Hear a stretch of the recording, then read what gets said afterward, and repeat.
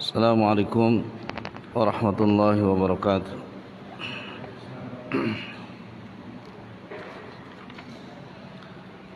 Innal hamdalillah nahmaduhu wa nasta'inuhu wa nastaghfiruh wa na'udzu billahi min shururi anfusina wa min sayyiati a'malina. May yahdihillahu fala mudilla lahu wa may yudlil fala hadiya lahu. وأشهد أن لا إله إلا الله وحده لا شريك له وأشهد أن محمدا عبده ورسوله.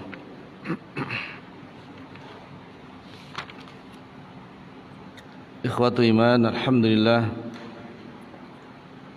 dengan izin Allah Azza wa Jal, pada pagi ini kita bisa bermajlis kembali melanjutkan ta'lim kita, bahasan kitab Ad-Da'wah wad-Dawah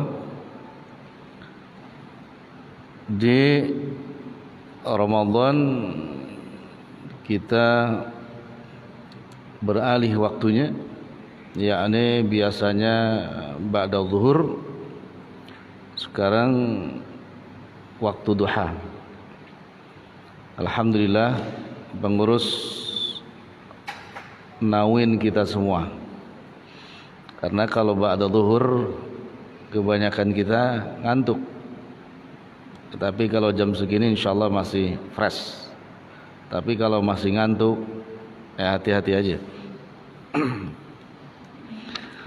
Baik, bahasan kita membahas lanjutan di halaman 87, bantahan terhadap orang-orang yang terperdaya. Bantahan terhadap orang-orang yang terperdaya.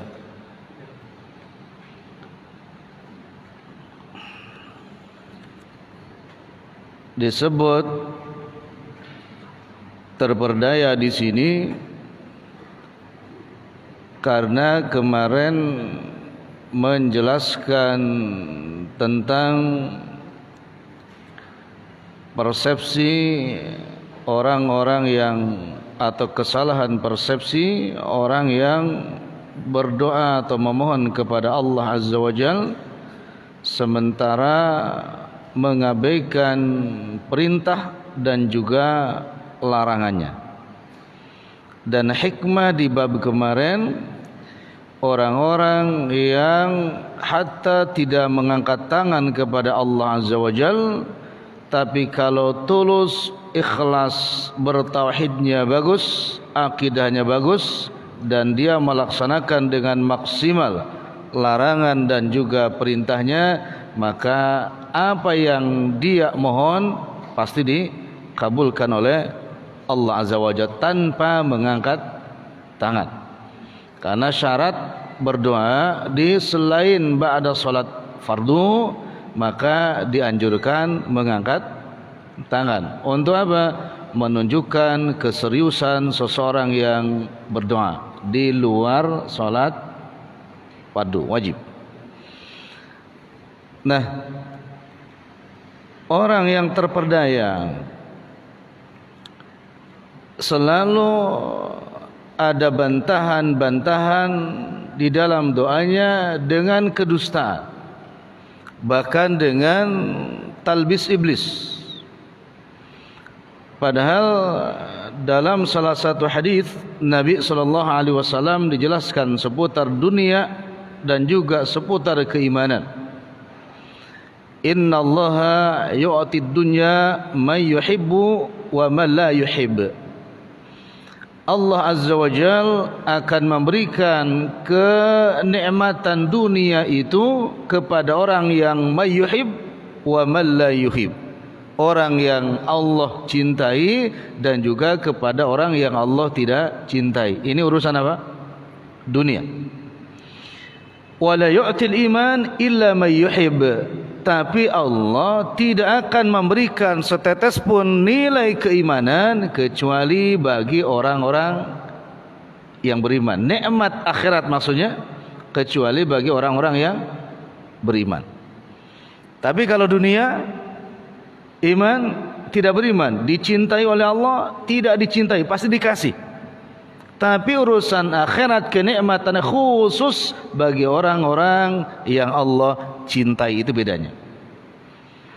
Hari ini kan kita suka bangga kepada orang yang banyak dapat dunianya, tapi tidak bangga kepada orang-orang yang soleh, tidak bangga kepada orang-orang yang rajin ibadah, yang banyak ilmu syar'inya. Tapi yang dibanggakan yang berderet gelarnya, ya sekalipun sholat pun gak bisa cara dengan yang baik. Padahal nikmat seperti itu kata Nabi SAW Allah akan berikan kepada siapapun yang Allah cintai, pun kepada orang yang Allah tidak cintai. Jadi antum jangan bangga. Bangga orang yang benar-benar sungguh-sungguh tentang urusan akhirat, karena itu hanya khusus yang dimudahkan urusan akhirat hanya orang-orang yang Allah cintai. Antum lihat orang yang sholat tarawih dengan yang enggak sholat tarawih, banyakan mana? Antum jalan kalau menjelang Isya, yang di luar dengan yang di dalam masjid, banyak yang mana? Yang di luar.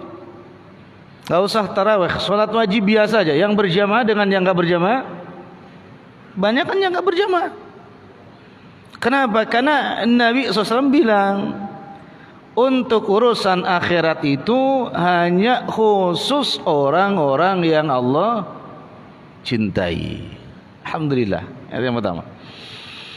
Nah, kemudian bantahan kepada mereka yang terpedaya dijelaskan oleh Syekh di sini, manusia yang paling tertipu adalah yang terpedaya oleh kehidupan dunia yang tampak di hadapan mereka.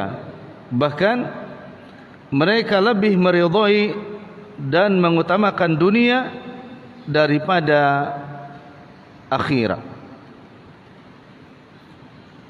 Ini banyak ya gambarannya itu di dunia ini, yang kayak seperti itu banyak.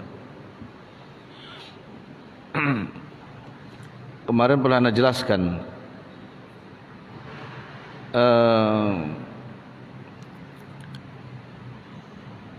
gajinya marbot masjid yang dikasih tuh, atau imam masjid di Indonesia sama PNS. Gedean mana itu? Nggak usah eselon itu ya, paling enggak gedean mana tuh? PNS. Maka berbondong-bondong pengen jadi itu. Akhirnya suap menyuap, ya, sogok menyogok. Itu. Jadi kurang menghargai orang yang Allah mudahkan dalam urusan agama. Bahkan menjadi khadimun nas, pelayan manusia di masjid itu, melayani manusia, melayani jamaah. Kurang penghargaannya. Coba tanya, ada gak pernah seorang ibu nanya sama anaknya, "Nak, cita-citanya nak jadi apa?" "Marbot masjid aja." Nggak ada. Ya, kayaknya itu apa ya, hina ya. Padahal enggak hina, itu mulia.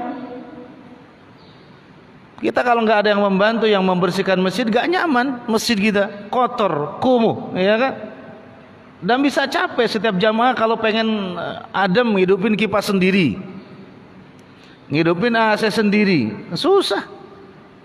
Masya Allah. Jangankan untuk marbot masjid, cita-cita anak untuk jadi imam masjid pun sangat sulit di Indonesia. Pernah gak antum nanya sama anak antum, "Nak, cita-cita jadi apa nanti?" Terus, "Abi pengennya kamu nanti jadi imam masjid aja." Kayaknya enggak tuh. Ya, Padahal yang seperti itu mestinya kita hormati dan menjadi tujuan, menjadi harapan orang-orang yang melayani rumahnya Allah Azza wa Jalla. Karena itulah orang-orang yang dicintai oleh Rabbul Alamin Allah Azza wa Jalla, yang dimudahkan dalam urusan akhirat, dimudahkan untuk beramal soleh. Makanya di Saudi itu pemerintah memotivasi para mahasiswa untuk apa? Untuk belajar agama. Dengan apa caranya? Guru agamanya, dosennya, ustadznya, syekhnya digaji dengan gaji yang sangat besar supaya termotivasi belajar agama. Coba sekarang kalau masjid kecil aja digaji oleh pemerintah, ini mimpi aja, mimpi aja. Mestinya kan begitu ya. Mimpi aja digaji, yang hafal 5 juz umpamanya 10 juta sebulan. Gimana kira-kira? Antum nggak mau jadi PNS, pasti ditanya cita-cita apa? Imam masjid. Kecil musola misalkan, ya musola 5 juz 7 juta, pasti semua anak cita-citanya ingin jadi imam musola. Bahkan setiap orang tua yang punya anak perempuan pasti dia akan cari jodohnya. Itu imam masjid, imam musola. Kenapa? Fulusnya banyak.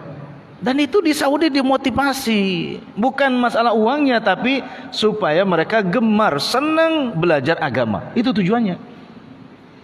Kalau di kita malah yang belajar agama ditakut-takuti, teroris nanti, ngebom nanti gak ada, dan gak boleh kita ngebom, gak boleh.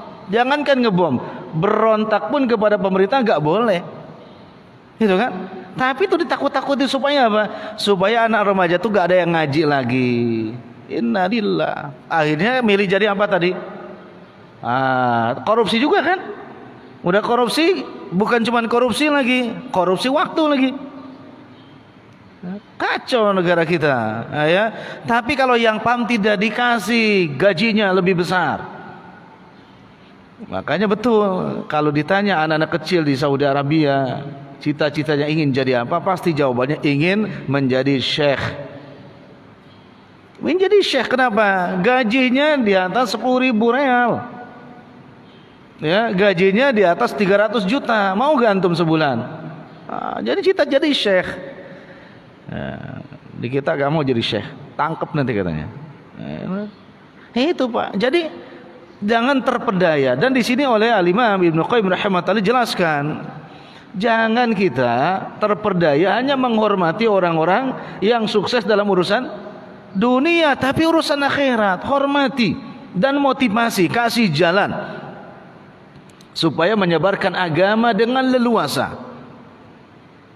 Karena yang nampak tuh di mana-mana dunia, maka akhirnya yang dihormati itu adalah orang yang punya dunia. Ngerti ya? Ana aja pernah ngobrol berkali-kali. Dulu waktu ana masih jahiliyah, pernah disuruh ngisi kajian menjelang buka puasa di salah satu perumahan mewah, dan diundang banyak kiai besar. Nggak usah disebut ya ininya, pokoknya di atas kiai gitulah. Tahu antum ya kalau di atas kiai itu namanya, udah gitulah kira-kira. Pakai gamis, anak pakai baju koko, itu anak gak disalami. Lewat aja tuh yang pada pakai gamis tuh nggak disalamin. Orang kecil, bajunya cuma baju koko, nggak meyakinkan. Akhirnya anak sudah dipersilahkan ngisi kultum menjelang berbuka itu, mulai itu ada sedikit senyuman. Belum juga tuh, mau senyuman aja, belum salaman baru senyuman. Anak udah, ya alhamdulillah lah, baru dikasih senyuman kan alhamdulillah, cair dikit gitu kan. Itu fakta loh Pak, fakta. Tahun 2004. Udah itu ternyata sepakat dilanjutkan dengan sholat tarawih di rumah itu, di rumah orang kaya, tarawih. Alhamdulillah, lagi-lagi anak yang ditunjuk suruh ngimam. Anak di hati tuh, ya ikhlasnya masih sedikit lah waktu itu. Nah, masih sedikit. Bilang ente pakai baju gamis juga makmum mana? Ya, ana baju koko imamnya, ana lebih mulia nih. Itu di hati itu, jujur aja itu dulu ya. Enggak ada ikhlas itu. Habis ana didolimi waktu. Masya Allah. Ada yang imam. Habis itu alhamdulillah nyalamin bolanya. Walaupun kecil dulu masih sudah dipanggil Ustaz. Ustaz, alhamdulillah terima kasih katanya. Enak suaranya, bacanya tertil. Ya, alhamdulillah lah. Nah, faktanya ada seperti itu. Jadi yang dilihat itu karena dunia, yang ditampilkan dunia, bukan ilmu. Padahal urusan ilmu mau shagir, mau kabir, mau khafif, mau thaqil, ya, kecil, besar, ringan, berat, hormati yang punya ilmu. Ya, karena ilmu adalah milik Allah Azza wa Jalla. Apalagi kita memiliki sunnah Nabi SAW, hormati caranya agar dicintai oleh Allah dan kelak bisa bersanding bersama Nabi SAW. Sekali lagi, faktanya yang terperdaya ini masih banyak. Ya, itu. Bahkan antum juga yang sudah ngaji hati-hati, ya, hati-hati tentang dunia ini. Ya, siapapun, ya. Pokoknya urusan dunia, urusan yang memang harus kita usahakan, tetapi tidak boleh jadikan suatu tujuan. Hanya keran. Usahakan, tapi jangan dijadikan tujuan. Itu. Silakan antum harus kaya, ya, harus kaya. Kalau sudah kaya, antum punya gaji sebulannya 100 juta umpama, amin ya, 100 juta, antum punya niat, besok ana umrohkan marbot masjid anu, ya, tahun depan, bulan depan masjid anu marbot, terus seperti itu. Nah, punya uang itu harus untuk beribadah, ya, itu insyaallah khair, itu bagus dan tidak terpedaya. Tapi kalau cuma untuk pamer, riya, habitat amaluhum, maka kalau kita punya pahala salat, pahala ngaji, selesai. Haba'an manthura, seperti debu yang ada di atas batu tertiup angin, tidak tersisa sedikit pun. Waliyadzubillah. Maka ana berkali-kali antum, kalau besok ada yang ngajak suruh imam salat tarawih, imam. Tapi iramanya sesuai kemampuan. Jangan diada-ada, jangan dilebih-lebihi, dan jangan diwarna-warnai. Paham ya? Nah, itu. Kalau diwarna-warnai sudah yakin lah tujuannya ada selain Allah itu. 2 rakaat saya sudah, 2 rakaat saya yang lain, 2 rakaat itu ngapain? MTQ atau apa? Imam. Nah, itu jelas. Kalau ada yang kayak gitu, semoga Allah berikan petunjuk, hidayah. Apalagi sudah dikenal itu berada di jurang tepian neraka, ya. Siap, waliyadzubillah. Enak Ustaz, agama itu bukan masalah enak, tapi enak harus berdasarkan Quran dan Sunnah, bukan enak berdasarkan al-hawa, hawa nafsu. Tidak boleh seperti itu. Nah, kemudian bantahannya di sini ada juga orang yang mengatakan, ini halaman 88, ya, antum baca aja lah nanti. Ketika diajak, ana pengen dunia karena balasan dunia itu tunai, kontan, maka ana lebih serius urusan dunia. Sedangkan urusan akhirat tidak ada yang tunai, semuanya kredit. Jadi kalau ada orang, dijelaskan oleh Syekh, kalau ada orang yang mengatakan urusan akhirat semuanya kredit, itu enggak benar. Faktanya urusan akhirat juga banyak yang tunai. Sahih. Antum ketika sebelum mulai istri, doa enggak pengen punya istri? Doa enggak, atau asal-asalan tiba-tiba dapat istri? Yang asal-asalan bahaya tuh. Karena enggak doa dapat istri, asal-asalan, Ustaz, dapat di mana dapatnya? Lagi jalan di mall, lah itu. Yang antum punya istri doa dulu, berarti kan tunai. Dapat istri sesuai dengan apa? Dengan harapan, itu tunai dibalas. Jadi urusan akhirat itu tidak semuanya dibalas nanti di akhirat, tapi juga ada yang tunai. Bukankah Quran menjelaskan seperti itu? Ana berkali-kali jelaskan, wa jazaa'ul hal jazaa'ul ihsan illal ihsan, bukanlah balasan kebaikan itu kebaikan. Banyak yang jelaskan seperti itu. Jadi urusan akhirat tidak semuanya besok di akhirat, tapi urusan akhirat diperlihatkan juga oleh Rabbul Alamin, Allah Azza wa Jalla, di dunia. Ini kita ini kan untuk urusan akhirat nih, duduk ini. Belajar ilmu. Belajar ilmu untuk urusan akhirat, tapi Allah tunai berikan kepada kita, dimudahkan untuk datang ke majelis ilmu ini tunai. Karena banyak Pak dari manusia yang sudah ada pemberitahuan, bahkan undangan, bahkan share dari teman-temannya, al-yawm hari ini ada pengajian. Tapi awal jawabannya insya Allah. Insya Allahnya bukan insya Allah di hati, fil lisan. Insya Allah terbiasa. Hanya dimanapun ucapnya insya Allah, tapi gak pernah datang. Tapi janji Allah untuk urusan akhirat dimudahkan, dilapangkan waktunya untuk bisa datang ke majlis ilmu. Ini tunai. Nah, orang-orang yang terpedaya itu enggak memilih dunia karena alasannya dunia itu tunai, sementara akhirat tidak ada yang tunai. Ini terpedaya. Taib, antum kalau baca Quran, setelah baca Quran dengan tadabbur, tafahum, gimana hati kita rasanya? Tenang. Tenang. Setelah baca tafsirnya tambah tenang. Setelah pahami lagi bagaimana asbabun nuzulnya, tambah tenang, tambah terang, tanpa PD tujuan hidup kita. Itu balasan yang tunai. Untuk urusan apa? Akhirat. Ya, tapi kalau sudah dipahami dengan baik, ya selalu banyak alasan untuk akhirat. Akhirnya setiap tahun berubah, hanya umur yang berubah, ilmu, akhlak, urusan amal soleh tidak pernah berubah, jalan di tempat. Banyakkah orang yang bercerita tentang, waduh, nyesel anak gak bisa baca Quran. Itu dia bilang nyeselnya tahun 2007. Tapi diulangi bilang nyeselnya 2021. Sama kalimatnya, nyesel anak belum bisa baca Quran. Bermanfaat gak tuh? Bermanfaat. Kenapa? Karena dia jelas terperdaya dengan urusan apa? Dunia. Dari 2007 sampai 2021 dia sudah 3 kali renovasi rumah, sudah 4 kali ganti mobil, tapi baca Quran gak bisa-bisa. Terpedaya. Bisa dipahami itu? Banyak kayak gitu. Banyak. Ya mungkin kita antum pernah juga terperdaya dengan ini. Ada yang menyesal taraweh ini malam keberapa nih? Insyaallah ke-7 ya.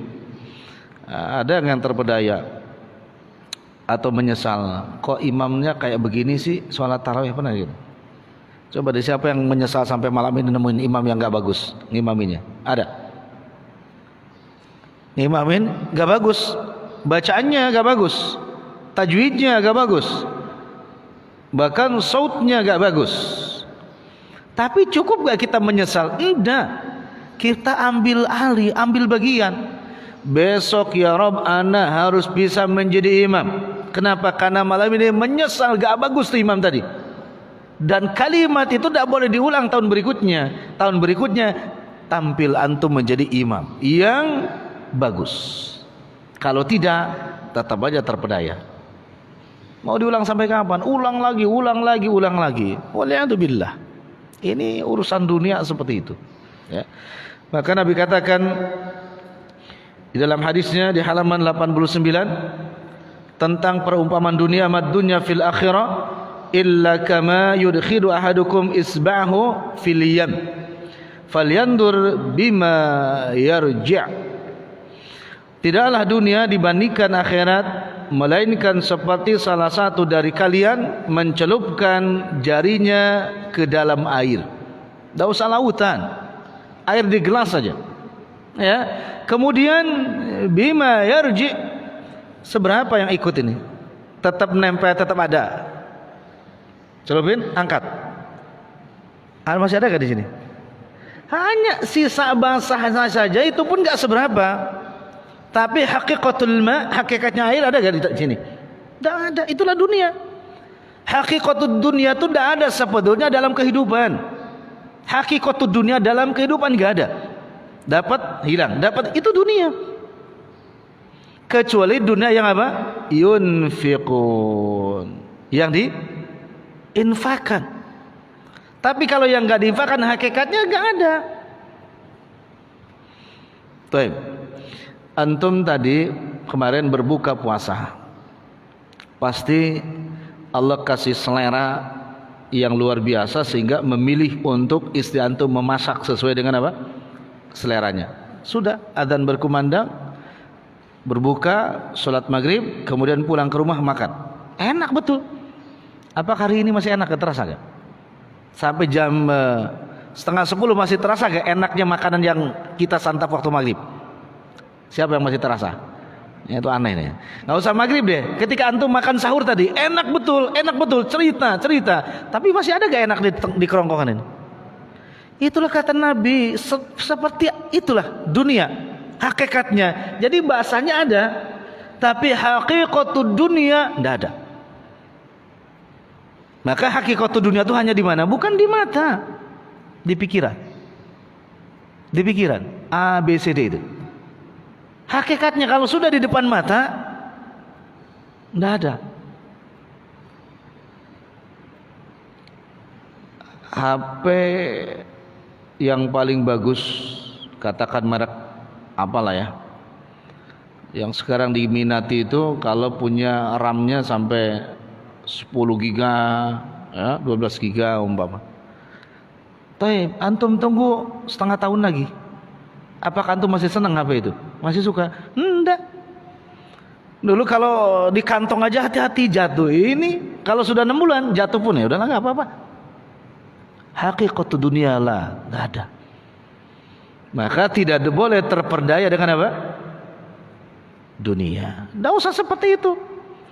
Antum tanya isi antum tanya isi antum. Nih, apakah aku ini hari ini masih ganteng apa enggak? Tanya. Hakikat dulu pasti jawabannya enggak, dulu iya. Itu hakikat dunia. Antum jangan marah. Kata siapa kok masih ganteng kok? Enggak. Kalau bekasnya ganteng mungkin. Itu hakikat dunia. Jadi masa enggak sampai enggak ada waktu untuk ta'lim, sampai enggak punya waktu untuk urusan akhirat yang serius, tetapi untuk urusan dunia waktunya itu betul-betul di manage. Ini terpedaya. Baik, mudah-mudahan jadi nasihatnya ya hadis Nabi SAW tentang urusan dunia. Kemudian antum bisa dibuka di halaman 90. Firman Allah Azza wa Jal di surah Al-Haqqah, la ya'kuluhu illa al-khatiyun fala uqsimu bima tubsirun wa ma la tubsirun innahu laqawlu rasulin karim. La ya'kuluhu illa al-khatiyun, tidak ada yang memakannya kecuali orang-orang yang berdosa. Ayat yang ke-37, la ya'kuluhu illa al-khati'un, kenikmatan dunia atau al-mal, harta dunia atau benda-benda dunia ketika besok berada di akhirat dan disandingkan dengan kenikmatan yang Allah berikan di surganya Allah Azza wa Jalla, maka tidak ada yang menarik nikmat dunia itu dan tidak ada yang kepengen sekalipun ism namanya sama. Anda kasih gambaran gini, ini anggur ya, anggur dunia, katakanlah ini anggur akhirat, disuruh milih besok di akhirat mau makan anggur dunia yang kamu suka ketika di dunia atau anggur akhirat. Gak ada yang memilih dunia, tidak ada. Qad kholat, itu sudah lewat masanya. Padahal dulu ketika di dunia pengen makan itu anggur itu luar biasa, tapi besok nggak, tetap memilih apa? Kenikmatan rezeki di akhirat. Dan Allah hinakan nikmat-nikmat itu Allah berikan untuk siapa? Orang-orang yang ada di dalam neraka itu, kenikmatan dunia itu. Sehingga la ya'kuluhu illal khatiun, tidak ada yang memilih itu maka kecuali orang-orang yang berdosa. Maka waliyadzubillah kalau ada orang mengatakan saya pengen masuk neraka aja lah, di neraka aja kok banyak makanan, betul banyak, tapi makanan yang tidak disukai oleh orang beriman. Daging di neraka ada gak? Ada. Daging seperti apa? Daging busuk. Daging busuk, susu ada, susu apa? Susu yang sudah basi, sudah bau, bercampur dengan nanah ahli neraka. Ada, memang ada. Tetapi tidak ada yang memakan itu kecuali al-khati'un, orang-orang berdosa. Orang-orang yang beriman kenikmatan yang segar, ya. Makanan orang yang di surga, nikmatnya apa? Dagingnya daging burung puyuh. Masya Allah, burung puyuh. Antum jarang makan burung puyuh? Jarang. Kenapa? Kekecilan, tanggung makanya. Kecil kan, sekali antum sekali suap itu selesai. Udah digoreng kering gitu kan, kecil, gurih, enak. Tapi puyuh besok di akhirat gak kecil, ya besar, bisa segede kepala orok bayi, gitu kan? Masya Allah, antum juga nggak kaget. Kenapa? Karena hawa nafsu yang ada dihadirkan oleh Rabbul Alamin Allah Azza wa Jalla, bukan hawa nafsu yang ketika di dunia. Al-Imam Ibnu Katsir rahimahullah dalam An-Nihayah wal Bidayah, anggurnya yang Allah siapkan di akhirat paling kecil sebesar kepala bayi. Anggurnya, coba kalau anggur segede itu hari ini, ya viral di YouTube, anggur ajaib, nggak dimakan, malah ditonton, gitu ya. Ini kenikmatan akhirat itu seperti itu, dan kenikmatan di dunia Allah balik, ya. Kenapa? Karena semuanya tadi tidak ada hakikatnya. Tidak hakikatnya, dimakan busuk, gak dimakan pun ditaruh busuk. Wallahi itu. Sementara kenikmatan akhirat gak ada yang busuk, abadan abadah. Masya Allah, ya. Antum tuh besok tuh ganteng-ganteng semua, ya. Sekarang lumayan lah, ya, besok ganteng-ganteng semua, ya. Masya Allah, ya, Masya Allah, desainnya desain Allah Azza wa Jalla luar biasa, ya. Itulah keadaan di jannahnya Allah Azza wa Jalla. Kemudian Allah berfirman, fala uqsimu bima la tubsirun, maka aku bersumpah dengan apa yang kamu lihat. Bersumpah dengan apa yang kamu lihat. Nabi Muhammad sallallahu alaihi wasallam termasuk para sahabat yang mulia, itu kalau menunjukkan serius dalam sesuatu agama atau sesuatu kenikmatan atau sesuatu syariat yang Allah berikan, ya, kepada hambanya, itu untuk meyakinkan orang-orang yang diajak berbicara, itu bersumpah wallahi. Maka Allah bersumpah dalam beberapa ayatnya, bersumpah demi matahari, bersumpah demi bulan, wasyamsi waduhaha wal qamari idza talaha. Bersumpah untuk apa? Mentakid, memperkuat, ya, yang mukhatab dia, yang diajak berbicaranya, supaya begitulah ciptaan Allah Azza wa Jalla. Dan mereka yang ada di surga di akhirat bersumpah, fala uqsimu bima tubsirun, bersumpah dengan apa yang kamu lihat. Saking ajibnya, saking luar biasanya, mereka katakan wallahi. Itu bolehlah antum kayak begitu. Wallahi Ramadan ini luar biasa, boleh. Wallahi Ramadan ini luar biasa, bersumpah untuk menunjukkan apa? Kemahagungan Rabbul Alamin Allah Azza wa Jalla. Makanya kan kalau kita belajar sunnah Nabi sallallahu alaihi wasallam, baik yang diucapkan, yang diperbuat Nabi, dan akhlak Nabi sallallahu alaihi wasallam, itu ta'jub semuanya. Ya, ta'jub semua. Nabi sallallahu alaihi wasallam jalan, kemudian melihat sebuah pohon berbuah dengan buah yang indah. Nabi langsung memuji Allah, Nabi langsung berdoa dan mendoakan yang punya pohon tersebut, dan juga sekaligus mendoakan negeri tersebut. Bahkan di lain sisi Nabi wallahi, diawali dengan wallahi, demi Allah kata Nabi. Luar biasa itu. Itu. Antum jarang kan kalau lewat jalan lihat buah rambutan tetangga bagus, doa kayak itu. Selama ini lihat pohon rambutan berbuah bagus punya tetangga, doa apa enggak? Atau apa biasanya kalau lihat bagus tuh? Lihat ya, oh bagus buahnya. Apa kira-kira yang diucapkan selama ini? Kebiasaan kita lah. Wah itu nggak ada Nabi bilang, nggak ada. Bagus banget, nggak ada. Apalagi buset ya, bagus itu, naudzubillah. Apalagi gila bener ya, apa yang gila? Nabi berdoa, Allahumma barik lana fi thamarina. Ya Allah berkahilah buah-buahan di negeri kami. Wa barik lana fi madinatina, dan berkahilah negeri kami. Wa barik lana fi muddina wa sa'ina, wa barik lana fi muddina wa sa'ina, dan berkahilah mud kulakan dan timbangan-timbangan di negeri kami. Makanya berkah terus. Karena memang kebayang enggak, kiri kanan bunga, kiri kanan buah, doa terus yang mendoakan Nabi, maka menjadi negeri yang aman, negeri yang berkah, negeri yang subur. Kenapa? Setiap mata memandang ciptaan Allah Azza wa Jal, dia tidak terpedaya terhadap apa yang diciptakannya, tapi dia langsung mengagungkan Rabbul Alamin Allah Azza wa Jal dengan ucapan ta'jubnya, bersumpah kepada Allah Azza wa Jal. Masya Allah. Baca itu ya. Walaupun gak dikasih buahnya sama tetangga, yang penting antum sudah ngasih tetangga dengan mendoakan buahnya sehingga buahnya bisa subur. Tapi antum juga jangan kepedean. Begitu dia panen langsung antum semperin. Tahu gak ini bisa buahnya bagus, saya doain setiap ngeliat. Ya gak usah juga kepedean itu.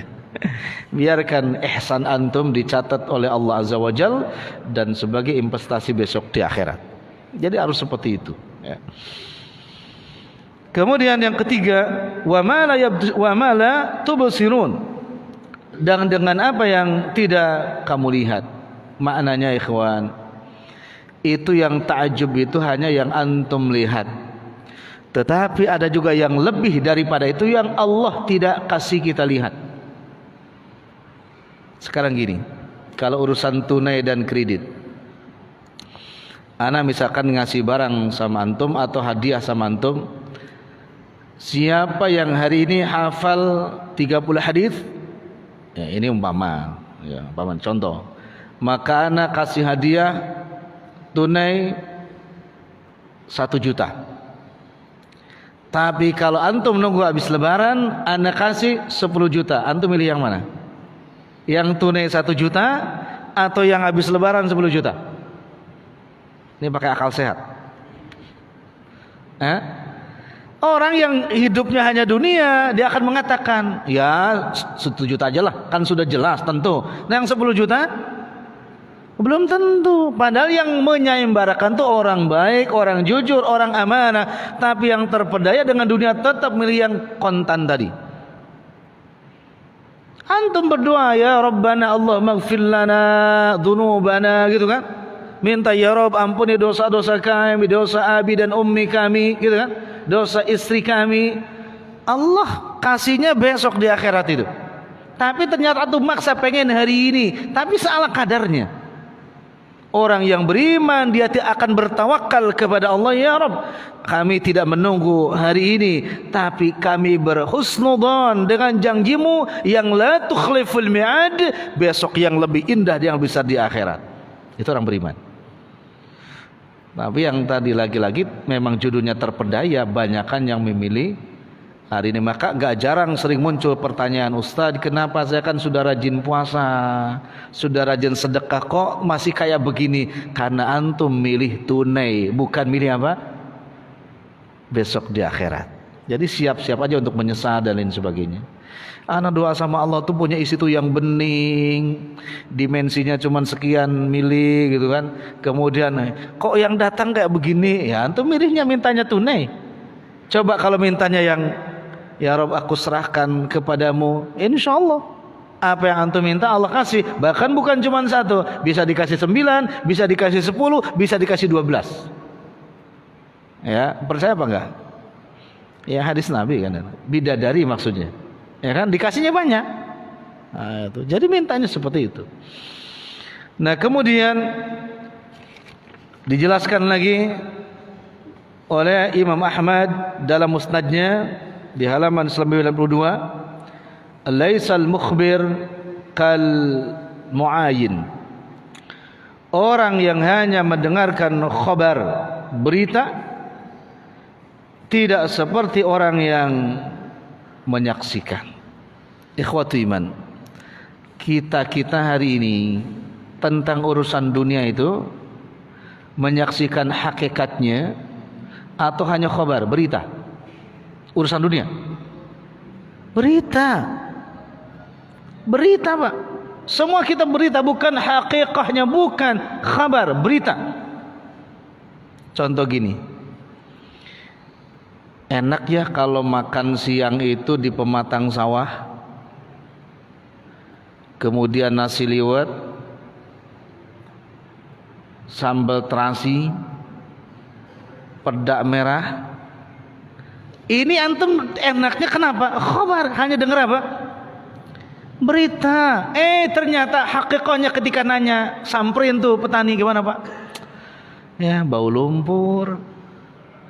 Katanya, bau lumpur, kaki pada gatel.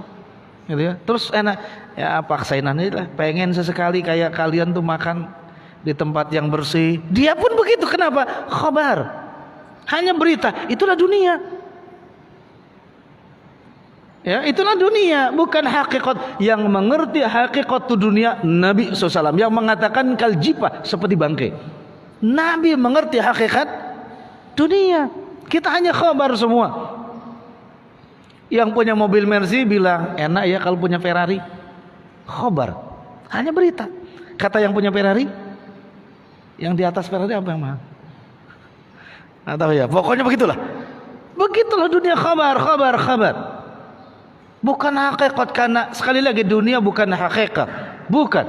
Tapi dunia hanya ism, hanya sebuah nama, yang nama itu akan berubah warnanya, berubah rasanya, berubah keadaannya. Itulah dunia. Berubah apa? Namanya berubah, warnanya berubah, keadaannya. Itu dunia. Ya, dulu nggak ada Innova, adanya Kijang. Sekarang Kijang adanya, nanti berubah lagi, gak ada lagi Innova. Berubah namanya, berubah warnanya, berubah rasanya, berubah keadaannya. Itulah dunia. Antum capek kalau kayak begitu. Tetapi akhirat, sekali kita menanam, 10 dapat kebaikan. Man jaa bil hasanat falahu asyru amthaliha. Satu kali melakukan kebaikan, Allah berikan asyru amthaliha. Itulah ketenangan dalam urusan akhirat. Ya. Jadi hati-hati, jangan khobar saja, tapi harus mengerti hakikah. Hakikatud dunia cuman isim aja. Ya, insyaallah ya, luar biasa tuh. Kemudian kita lanjutkan bagian K yang ke-93. Perbedaan antara berbaik sangka dan terpedaya. Ada baik sangka, ada terpedaya. Dijelaskan oleh beliau rahimahumullah, berdasarkan paparan yang lalu telah jelas perbedaan antara baik sangka dengan terpedaya. Jika yang pertama dapat memotivasi, menganjurkan dan menggiring seseorang untuk beramal baik, maka inilah yang disebut dengan baik sangka yang benar. Sebaliknya, jika ia menyeru seseorang untuk berani menjerumuskan diri dalam maksiat, berani itu adalah tipu daya. Gini ikhwan, contoh konkretnya. Antum diajak ta'lim seperti ini dengan ada yang ngejak kerja sampingan atau borongan di waktu yang sama, hanya 1 jam atau 2 jam, sama dengan durasi ta'lim. Lah kemudian antum sudah punya bekal untuk nafkah, untuk makan, gitu kan? Sudah punya. tetapi antum masih memilih borongan yang 1-2 jam tadi. Sementara untuk ngaji ini sangat antum butuhkan, apalagi bab yang dibahas. Tapi antum memilih dunia tadi, maka ini termasuk terpedaya. Tetapi kalau antum tetap jalan menuju majlis ilmu, dan antum juga tetap berharap mudah-mudahan kehilangan kerjaan yang 2 jam tadi, setelah ngaji anda dapat lagi kerjaan, ini nama husnudzon. Paham kira-kira? Tapi banyakkan pilihan yang mana? Yang kedua atau yang pertama? Yang kedua kebanyakan. Kapan lagi lah? Kapan lagi katanya? Nah, dipilih. Ternyata di sana itu pas bayaran, ya, mandornya malah pergi. Ya, sudah begitu gak jelas perginya kemana. Ya, duit gak dapat, taklim yang dibutuhkan hilang, dan gak ada lagi waktu. Ini namanya terpedaya. Terpedaya. Sama ya kayak sholat tarawih yang kemarin, baru puasa berapa hari viral, 23 rakaat 6 menit. Terpedaya. Terpedaya.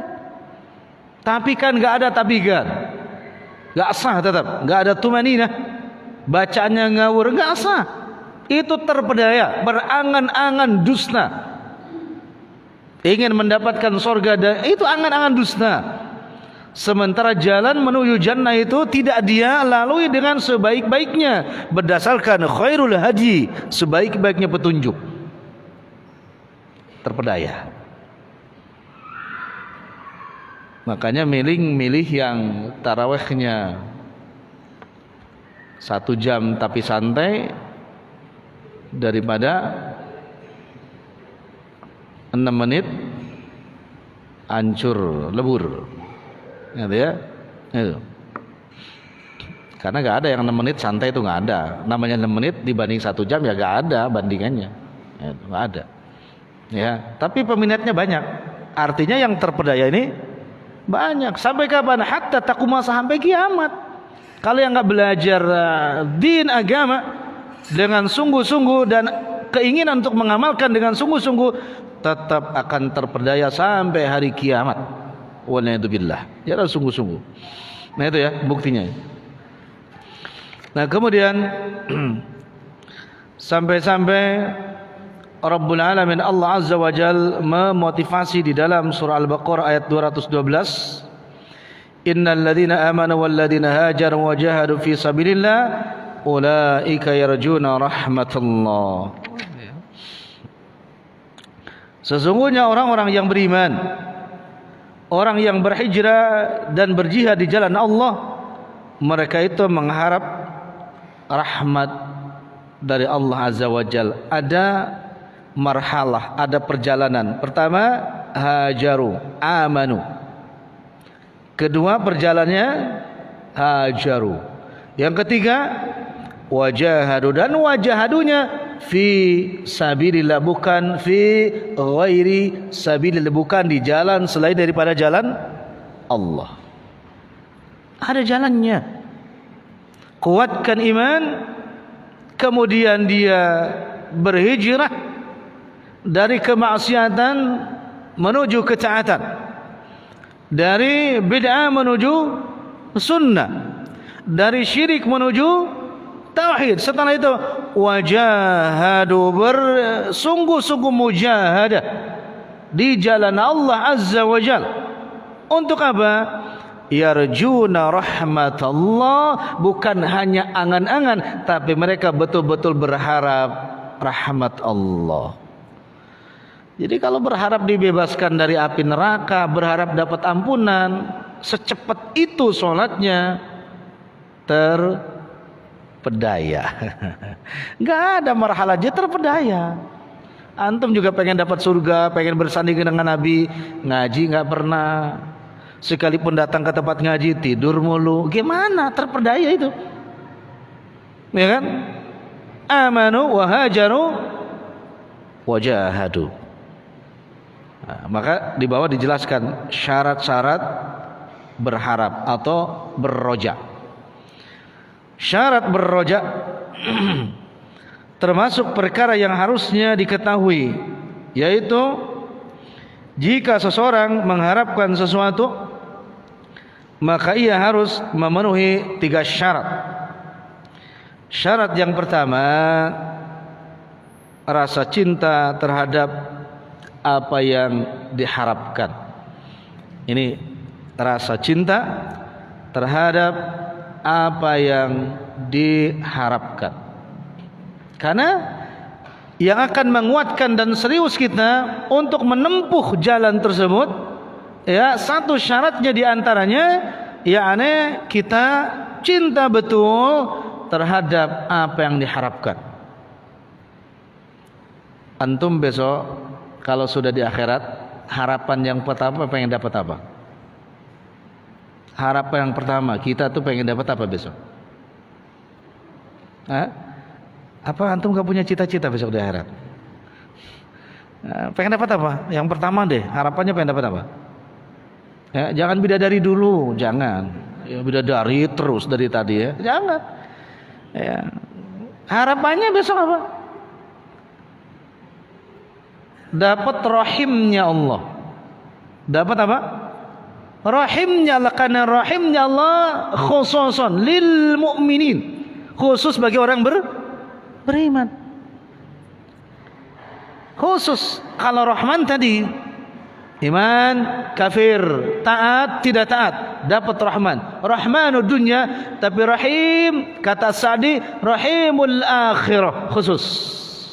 Maka cita-cita kita besok ingin mendapatkan rahimnya Allah. Kalau sudah mendapatkan rahimnya Allah Azza wa Jal, seluruh rahmannya Allah berikan. Yang berapa? Sisanya 99. Kan hanya satu nih, rahmatnya Allah berikan di dunia, satu. Yang 99 Allah janjikan besok di mana? Di akhirat. Untuk siapa? Untuk orang-orang yang beriman, yang mendapatkan rahimnya Allah Azza wa Jal. Nah, maka roja tersebut, harapan tersebut harus dipenuhi kecintaannya terhadap apa yang kita harapkan. Ana pengen dapat rahimnya Allah besok di akhirat, penuhi hari ini. Dengan apa caranya? Dengan menjalankan perintahnya Allah Azza wa Jal, menjauhi dengan maksimal larangannya Allah Azza wa Jal, supaya mendapatkan rahimnya besok. Ya, raih dan syukuri rahmannya supaya mendapatkan rahimnya. Ini rahmannya dulu syukuri, sesuai dengan petunjuk Al-Quran dan Sunnah, agar mendapatkan rahimnya besok di akhirat. Rahmannya solat bagaimana sih? Rahmannya solat itu adalah sallu kama ra'aitumuni. Itu rahmannya solat. Nahnu, kita semua, kami semua, kalau sudah bisa meneladani salat Nabi sallallahu alaihi wasallam, berarti sudah mendapatkan rahmannya itu. Untuk apa? Untuk mendapatkan rahimnya. Itu cita-cita kita semua. Maksimalkan kecintaan kepada yang kita harapkan itu. Belajar. Cuman belajar mengamalkan, belajar ikhlas, belajar ihsan. Maka para sahabat yang mulia radhiyallahu taala anhum ajma'in, ketika para ulama menafsirkan Al-Baqarah 183 akhir, kama kutiba alal ladina min qablikum la'allakum tattaqun. Makna tattaqun, hablu minanasnya para sahabat Nabi, albir, mudah melakukan kebaikan. Albir itu, birrun itu mudah melakukan kebaikan, maka disebut birrul walidain.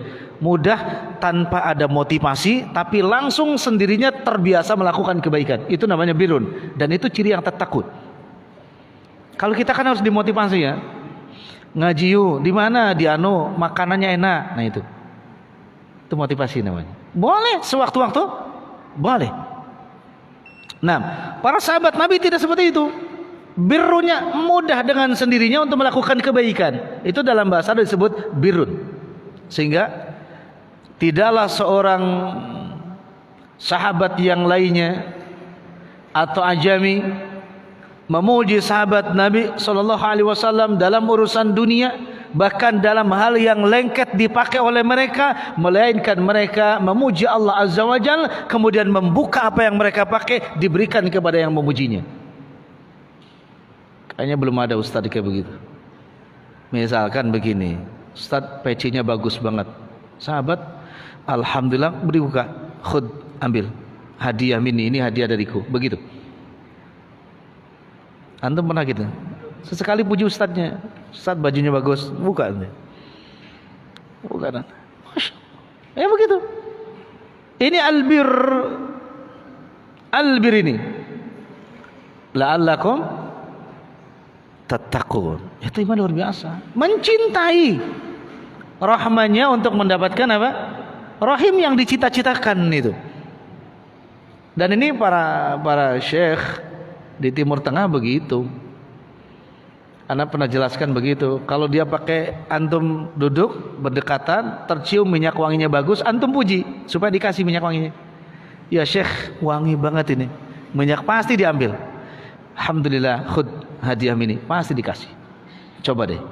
Itu trik supaya antum dapat minyak wangi gratis. Katanya, puji.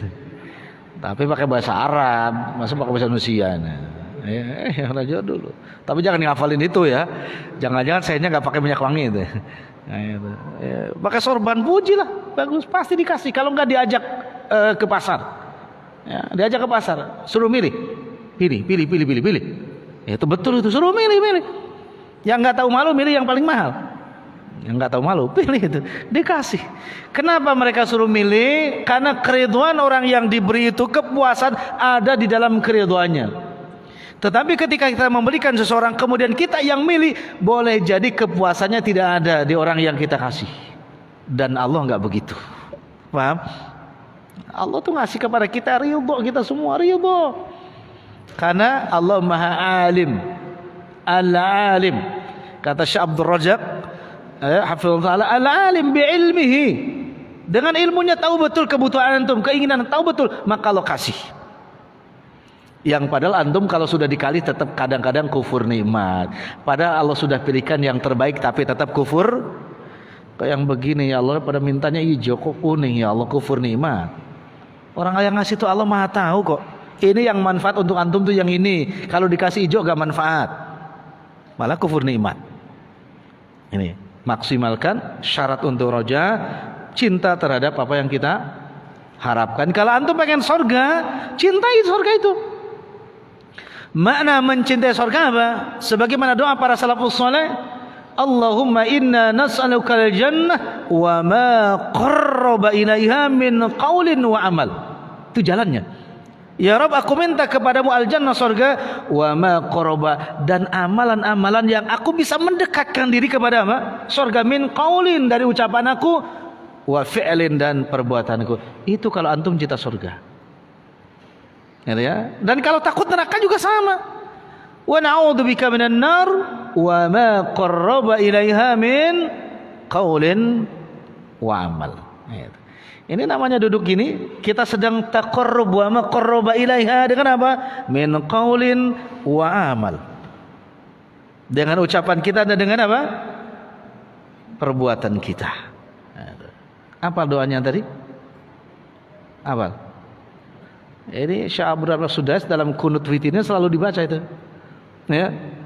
Allahumma inna nas'aluka ridhaka wal jannah wa ma qarraba ilaiha min qawlin wa amal wa na'udzubika minan nar wa ma qarraba ilaiha min qawlin wa amal.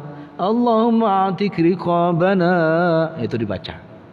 Karena minta surga, ya kita berusaha mendekati amalan-amalan yang mendekatkan ke surga. Syarat kedua, syarat roja yang kedua, khawatir atau takut tidak mendapat apa yang kita harapkan. Itu harus muncul. Cinta kepada yang diharapkan, tetapi berbarengan dari itu juga kita ada khauf, khawatir kalau yang kita harapkan itu tidak kita peroleh. Ini. Semoga Allah berkahi antum semua hari ini. Ya, ana mau nanya antum nih. Ikhwan yang hadir di sini, ada nggak hari ini yang nggak punya masalah? Yang duduk, jujur ya, yang nggak punya masalah hari ini ada nggak? Antum punya masalah antum? Punya masalah. Yang nggak punya masalah coba siapa? Siapa tahu ilmu untuk kita semua. Resepnya apa? Ada yang nggak punya masalah nggak? Atau kita semuanya bermasalah? Bukan lagi punya masalah tapi bermasalah. Pertanyaan singkat gini. Ana dan antum sudah dapat khabar atau yakin nggak kalau besok kita meninggal husnul khotimah atau sul khotimah? Ayo, udah dapat berita itu belum? Belum. Kalau belum, masalah apa bukan?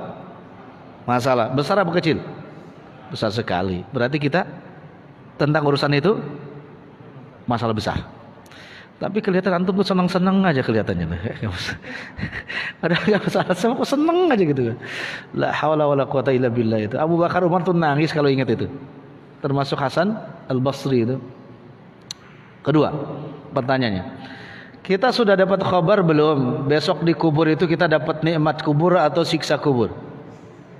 Ayo, siapa yang sudah dapat kabar? Karena konon ada yang sudah dapat kabar tuh di sana itu. Oh besok dia mah kaprinya, itu ada deh, diberitakan itu. Ya. Kita belum ada kabar. Dapat nikmat kubur atau siksa kubur. Rojak kita pengen dapat nikmat kubur, tapi harus ada takut. Jangan-jangan besok kita malah dapat siksa.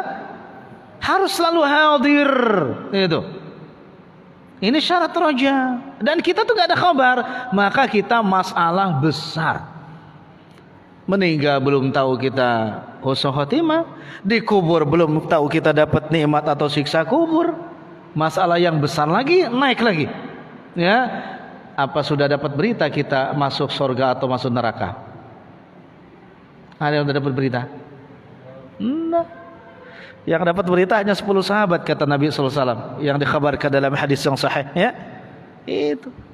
Yang lainnya ketika hadis Uqasah bin Mihsan tentang 70.000 orang akan masuk surga tanpa hisab dan diadab, itu rebutan sahabat itu Pak. Setelah Nabi mengatakan rebutan, kata mereka mungkin kami. Kata Nabi la, tidak. Tapi yang cerdas pada saat hanya Uqasah bin Mihsan. Kata Uqasah, ya Rasulullah doakan aku biar aku termasuk salah satu di antara yang 70. Kata Nabi, naam, kamu yang termasuk salah satunya. Yang lain telat, kayak kita hari ini sering telat. Kita masuk surga diam dulu baru amin. Telat. Sering gitu kan? Mudah-mudahan Allah menghindarkan dari neraka, kita diam lama koneknya baru amin. Telat. Yang lain berdiri, Rasulullah akan aku juga biar masuk. Yang kedua ya di antara tujuh masuk surga. Kata Nabi, sabaqaka Uqasah. Ya, doa aku itu telah didahului untuk siapa? Uqasah. Itu dulu, apalagi hari ini. Tapi mereka sahabat gak putus asa, ya Rasulullah, maka perlihatkanlah, jelaskanlah kepada kami ya alamatnya, ciri-ciri mereka itu siapa saja. Nah, itu motivasi. Baru Nabi katakan hum alladina la yustarikun. Ya, mereka la yastarikun. Mereka yang pertama adalah yang tidak datang ke dukun dan tidak minta jasa dukun, tidak datang kepada para arraf dan tidak minta jasa arraf. Orang yang enggak normal, bukan paranormal, orang yang enggak normal. Dibilang paranormal, enggak normal, enggak normal. Itu yang pertama. Enggak datang ke dukun, tidak memakai jasa dukun, atau ngutak-ngatik barangnya dukun. Maksudnya barangnya itu buka di YouTube, oh ini nih, yuk ternyata dukun tuh begini-begini. Akhirnya muncul, oh iya juga. Nah itu juga nggak bakalan dapat tuh. Hati-hati loh Pak. Tidak boleh ada kepenasaran untuk ngutak-ngatik medium yang dipakai oleh siapa? Dukun. Kecuali antum kalau mengadakan penelitian, boleh. Contoh, dukun yang biasa nyantet itu biasanya mediumnya pakai boneka. Ya, dan boneka itu ada jarum. Ada bonekanya dikasih baju kain kafan. Konon kain kafannya yang dicuri dari kuburan yang meninggalnya malam Jumat. Nah, biasa gitu kan. Itu kalau antum ada itu boleh untuk menjelaskan kepada murid antum bahwa betul medianya tukang santet itu begitu. Itu boleh. Tapi kalau iseng dalam hal itu dilarang oleh Nabi. Iseng aja enggak boleh iseng. Hidup kita bukan untuk iseng. Apa hasibtum annama khalaqnakum abasa, ya, apakah kalian mengira kami menciptakan kalian, kata Allah Azza wa Jalla, abasa, untuk iseng-iseng, untuk main-main? La, tidak. Maka waktu yang Allah berikan kepada kita, jangan coba-coba waktu itu diisi dengan apa? Iseng. Sering dengar itu?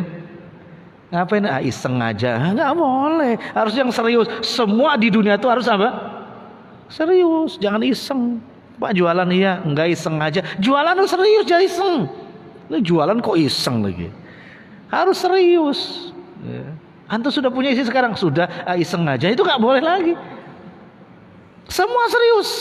Karena Allah menciptakan bumi, menciptakan kita, dan menciptakan waktu ini diisi dengan serius. Tak boleh iseng. Itu satu. Yang kedua, wala yaktawun. Orang-orang yang tidak bertato atau tidak memakai pengobatan kei.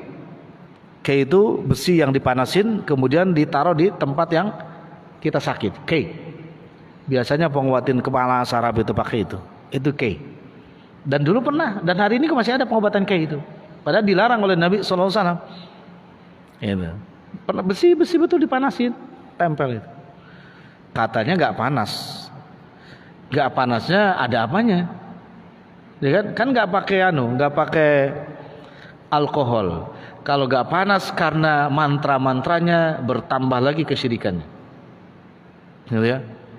Nah, apalagi sebelum nikah itu antum dijilat-jilat dulu, dijilat-jilat sama dia, hati-hati juga, ya. Apalagi musim covid dijilat-jilat, bahaya tuh. Nah, itu kayak melebar di situ, termasuk yang menyakiti kulit kita yaitu tato ya. Nah, itu tato. Terus apa lagi yang sejenisnya? Susuk. Sama. Susuk yang dimasukin ke tubuh. Sejenisnya lagi rajah. Antum tahu rajah? Rajah itu kulit dibedah. Dibedah ya, di atasnya daging, di dalam kulit. Nah, dirajah. Orang Garut kan? Ya, orang Garut pasti tahu. Negara tuh tahu. Nah, tapi seguru ilmu jangan ganggu. Ya, di atasnya daging, di luar daging, di atas kulit. Kemudian dimasukin cairan yang sudah dimantra-mantra. Ada katanya cairannya itu biasanya minyak Sulaiman, itu aneh juga tuh, minyak Nabi Sulaiman, minyak macam-macam. Nah kemudian nanti oleh si dukun nggak dijahit, ya, dengan istijrodnya itu usap begini sudah lagi rata lagi. Itu talbis iblis yang luar biasa, ya, talbis ini luar biasa. Bisa di belakang, tergantung, di depan, tergantung antum mau apa bahasanya tuh, kalau biar dilihat orang itu, orang tuh tajam tuh apa namanya? Aura. Ya, buka aura ya, aura kan, biar orang tuh ngelihat tuh, wah kayak ngelihat harimau gitu umpamanya. Nah itu buka aura, buka aura. Dan itu mahal yang gitu-gitu ya kawan, mahal gitu, buka aura. Kalau pengen ini supaya nanti dipukul, yang mukulnya nggak kena, ya memang jarak jauh nggak kena kan, mukul jaraknya nggak kena itu kan, maka pukulnya jarak jauh itu nggak kena, jarak jauh. Ini anti pukulan jarak, yang mukulnya jarak jauh yang nggak kena. Ini di pesantren dipelajari yang begitu. Dan main-main di pesantren dipelajari itu. Dipelajari, diajarin ijazah pukulan jarak jauh. Kemudian diajarin ilmu supaya bisa sembunyi di tempat yang terang. Nah, itu. Sembunyi tempat terang. Itu gampang kalau sekarang gitu kan. Gampang pakai HP itu udah bisa sembunyi tempat terang. Kemudian ada lagi misalkan pokoknya sesuai kebutuhan. Itu rajah namanya. Itu sama, hati-hati ya. Jadi jangan dibatasi dengan apa? jadi tato, kemudian susuk dan sejenisnya, kemudian rajah. Nah, itu semua sama. Semua sama. Kecuali isim. Kalau isim karena itu di luar, tapi itu bagian daripada kerjaan kahana, kerjaan dukun. Biasa isim itu ditaruhnya di dompet, di sabuk, ya, di rompi, di helm, di sepatu. Anak apalah, karena pernah dulu tuh waktu jahiliyah tuh pernah ngumpul-ngumpul sama orang kayak begitu. Ya, jadi kalau anak bilang seperti itu, anak pernah ngumpul dan pernah mempelajari hal-hal seperti itu. Ya jahiliyah di pondok dulu. Jahiliyah, nggak ada apa-apa gitu kan. Isim, ada yang dari harimau, ada yang dari bayinya, janinnya ular, macam-macam. Semakin mahal, semakin bagus, semakin mahal. Itu. Ada orang Cianjur gak? Garut, Cianjur, macam-macam. Paling ujung lagi sana santet-santet. Dulu diajarkan, diijazahkan santet semua. Ada santri juga yang belajar santet. Ya, untuk apa? Penangkal santet, tapi belajarnya santet. Itu. Ya, pokoknya antum alhamdulillah diselamatkan oleh Allah dari hal seperti itu. Ya, ini anak ngasih tahu ada betul adanya. Karena kalau ustaz-ustaz yang nggak pernah belajar, nggak pernah seperti ini, beliau mungkin hanya khobar saja, berita, tapi anak ngalamin. Ya, bahkan kepada orang-orang yang naudzubillah ada sebuah ilmu itu ijazahnya disuruh nelen riak gurunya itu. Buka maghrib nelen riak gurunya. Ada yang begitu. Dibawa ke tempat tertentu, kemudian suruh mangap, tuh ditelan. Kebayang gitu, majnunnya itu. La haula, oh santri, supaya santri bisa perang gitu. Mungkin yang kayak begitu tuh yang ngebom itu, yang bisa perang gitu. Salah ijazahnya, saya ilmunya salah gurunya gitu. Ya. Jadi harus ada rasa takut ya kalau apa yang kita harapkan itu tidak dapat. Syurut atau syarat yang ketiga, usaha untuk memperoleh apa yang diharapkan sesuai kemampuan. Enggak dipaksakan. Antum pengen dapat surga, tabaqah yang pertama, tingkat yang usaha sesuai kemampuan. Fattaqullaha mastata'tum. Itu usaha kita. Ya, karena Allah tidak akan membebani dalam ibadah kita. La nukallifu nafsan illa usaha. Tidak. Sesuai kemampuan. Tetapi tetap berharap, cintai amalan itu, kemudian ada rasa khauf, takut kalau tidak dapat. Nah, itu syaratnya cuma 3.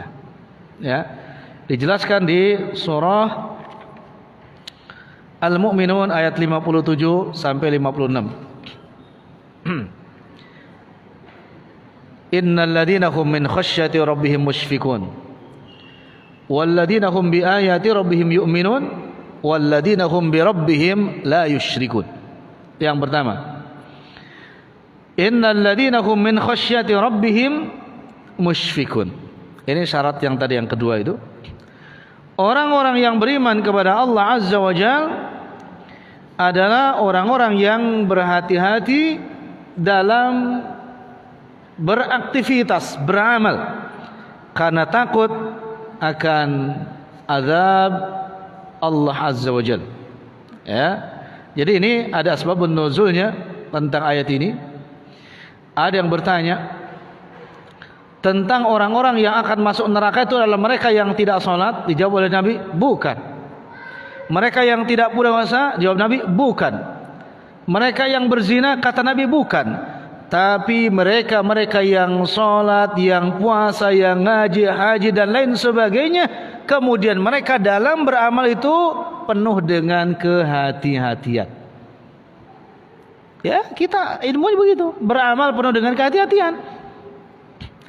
Dari mana untuk menegakkan al-haq, kebenaran, sehingga syak ragunya tidak ada, dan lebih hati-hati dalam beramal?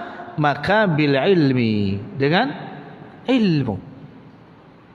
Tidak ada yang bisa menegakkan hak, yang membuang, menghilangkan syak, ragu-ragu, kecuali dengan ilmu. Nah, dengan ilmu seperti ini. Yang sudah tahu amalkan, yang belum tahu tanyakan. Sudah tahu dan diamalkan, minta kepada Allah agar bisa mengamalkan dengan semampunya. Ini ada terus, kita ada usaha, ya, supaya apa? Mendapatkan rahmatnya Rabbul Alamin, Allah Azza wa Jalla. Kemudian di ayat yang ke-61-nya, ya, yang ke-61-nya, ulaika yusari'una fil khairat wa hum laha sabiqun. Mereka itu yusari'un, bersurah. Apa surah itu? Bersegera. Beda, ada sa'i, ya, ada sa'ian dengan sura'atan, ya, atau sura'atun. Sa'yun dengan sura'atun. Kalau sa'i itu pelan-pelan, sa'i pelan-pelan. Tapi kalau sura'ah atau sura'atun itu cepat, berlari. Maka di sini dikatakan orang yang berharap rahimnya Allah Azza wa Jal, ketika dia melihat kebaikan bukan sa'i tapi yusari'un, bersegera. Kalau antum untuk talabul ilm, maka bahasanya sa'i, pelan-pelan. Tapi antum untuk mengamalkan ilmu, yusari'un, harus bersegera. Maka ayat ini menunjukkan yusari'una fil khairat, bukan bersa'i dia, tapi yusari'un, bersegera. Antum datang ke majlis ilmu, ngaji jam 9, ya, antum tidak boleh masih sa'i. Kalau belum tahu atau baru pertama kali, pelan-pelan. Tapi kalau sudah tahu, maka segera.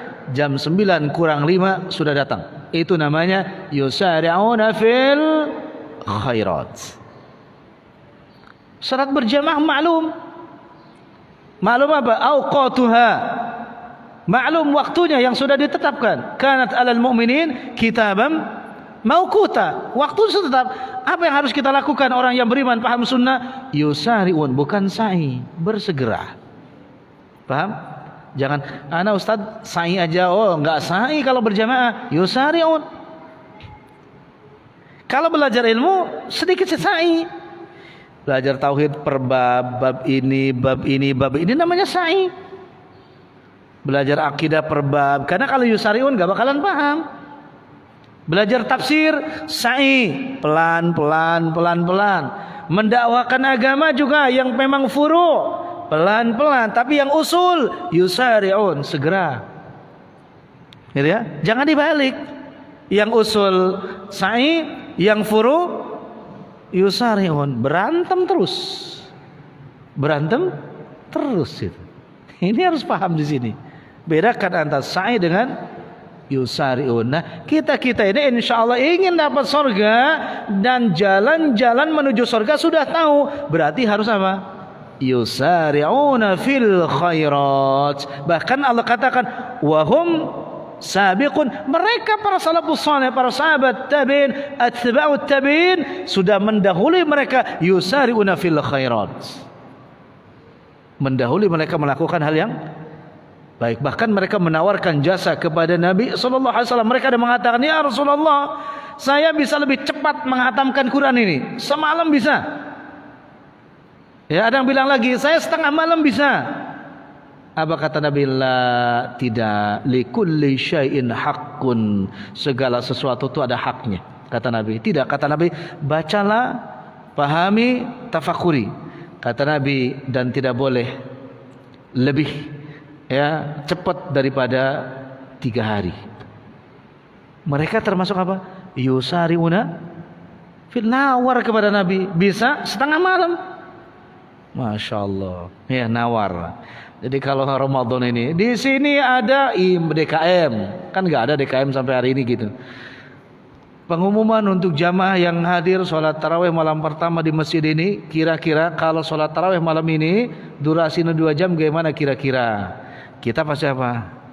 Bisa nggak Pak 1,5 jam aja? Itu. Kalau sahabat tadi nggak, saya kuat ya Rasulullah 4 jam. Nah itu yusari'una, dan itu ada dalam hadisnya. Nawar minta. Kan puasa begitu sama aku puat. Puasa itu gak berbuka, gak sahur. Apa kata Nabi? Tidak boleh wisol kata Nabi. Kita puasa itu ada sahurnya, ada iftarnya. Masya Allah. Yusari'una fil khairat. Kalau kita gimana Pak?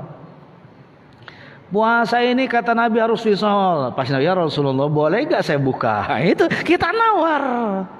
Tidak ada cerita dalam sahabat Nabi yang nawar. Hatta mereka jihad di jalan Allah Azza wa Jal. Seorang sahabat yang bernama siapa? Ada satunya Handalah. Ya, menawar dia kepada Nabi padahal baru pengantin baru. Ya, enggak nawar saya ikut jadi kata Nabi jangan kamu pengantin baru, tetap aja ingin perang. Enggak dipedulikan istrinya tuh yang baru dia nikahi. Kalau hari ini gila tuh suami kayak begitu tuh. Ya, baru nikah capek-capek resepsi malah milih apa? Jihad. Itu dulu. Ini Quran menjawab. Ulaika yusari'una fil khairat. Bahkan ada contoh. Wahum laha sabikun. Bukan hari ini berbicara. Dulu salafus soleh sudah seperti itu. Berlomba mereka lari untuk menuju kebaikan. Demi apa? Tercapainya cita-cita yang mereka harapkan. Yakni apa? Rahimnya akhirat tadi. Insyaallah seperti itu. Kita banyak nawar. Pengen masuk surga Firdaus. Tapi banyak nawar. Banyak nawarnya. Ya, untung nih ngaji aja nggak ditawar ya. Jangan duha kek, habis taraweh kek gitu kan nawar lagi. Ternyata habis taraweh masih capek, malah capek habis taraweh kan. Ya, masih alhamdulillah enak. Nanti kita pulang bisa sholat duhur kemudian kailulah. Kailulah itu tidur sebentar, ngilangin penat itu namanya kailulah. Tapi kalau antum jam 1 sampai asar bukan kailulah, itu kebluk namanya. Ya, kailulah sebentar itu. Karena ada itu tidurnya orang yang apa itu tertipu gitu. Tidur aja, mentawar kan puasa katanya. Kebluk. Kailulah itu sunnah Nabi, sunnah kailulah itu. Ya, bahkan sebagian salaf mengatakan sebelum masuk waktu duhur. Kailulah sebentar aja supaya ketika sholat itu enggak ngantuk itu. Cuman khawatirnya macam kita kalau sebelum duhur itu khawatir ya tadi ya sifat kebluknya itu muncul gitu. Akhirnya kalau sudah muncul sifat kebluknya adzan enggak kedengeran, qomat enggak kedengeran. Udah ya selesai gitu kan. Itu maka kita ngambilnya setelah duhur insyaallah. Dulu anak di pondok tuh kadang-kadang kailulah kalau libur memang sebelum duhur itu. Bahkan kadang-kadang karena di pondok Jumat tuh libur. Akhirnya banyak santri itu yang enggak Jumatan. Banyak santri yang Jumatan. Kenapa? Tidurnya jam 10:30. Iya kan? Jumatan di kampung itu rata-rata jam 11 itu masih sudah rame. Ya bablas. Kerjain sama kita karena bablas itu. Kunci pintunya. Ya sampai asar akhirnya gitu. Dulu kan di pondok begitu ngerjain orang tuh ngerjain santri tuh pokoknya biasa tuh. Kerjain nangis dia. Giliran kita juga dikerjain sama junior sama juga gitu. La haula wala quwata illa billah. Itu zaman Nabi enggak ada yang kebluk tidurnya, maka tidurnya sebelum apa kailulahnya sebelum duhur. Sekarang antum jangan sebelum duhur. Ya, setelah duhur. Masyaallah. Udah diamalkan ini kailulah. Ya, bilang sama istri kailulah, sama anak kailulah supaya sunnahnya muncul. Jangan istirahat jangan istirahat. Kita enggak boleh istirahat, enggak ada istirahat. Ya. Yang ada itu adalah santai sejenak. Itu pun hanya berlaku dalam tarawih. Yang lainnya amalan tuh nggak ada ya. Santai dulu nggak ada dan tidak boleh ada. Tetap kalau nggak sa'i surah. Kalau nggak sa'i santai nggak ada. Maka namanya tarawih bukan tarawih. Tarawih itu bersantai sejenak. Gitu. Kasih tahu tuh yang bilang apa itu? Usoli sunatan tarawih bukan tarawih, tarawihi. Enggak ada bahasa Arab tuh ra, yang ada ro. Ya, roriru bar, yang ada enggak ada rariru roro enggak ada. Ini tarawih enggak ada. Tarawih. Ya.